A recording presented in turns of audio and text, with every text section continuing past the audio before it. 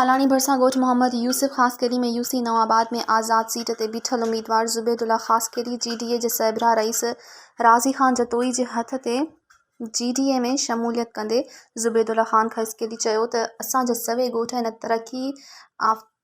तरक़ी याफ़्ता दौर में भी समूरे बुनियादी मसइलनि खां वाझियल आहिनि। 100 घरनि ते मुश्तमिल माण्हुनि वटि न बिजली आहे, न गैस आहे, न स्कूल आहे, न रोड आहे, न ड्रेनेज जो को सिस्टम आहे। असां सां माटेली मां वारो सुलूक कयो वियो आहे। अॼु असां पंहिंजी समूरी ख़ासकेरी बिरादरी समेत तव्हांजे हुकुम मुताबिक़ जीडीए में शामिल थियूं था। उम्मीद रखूं था त असांजे जाइज़ मसइलनि खे हल कराईंदा। हिन मौक़े ते जीडीए अॻवान राज़ी ख़ान जतोई बिलावल जतोई ख़िताब कंदे यकीन ध्यानी कराईंदे चयो त असांजा हुया, अॼु बि असांजा आहियूं।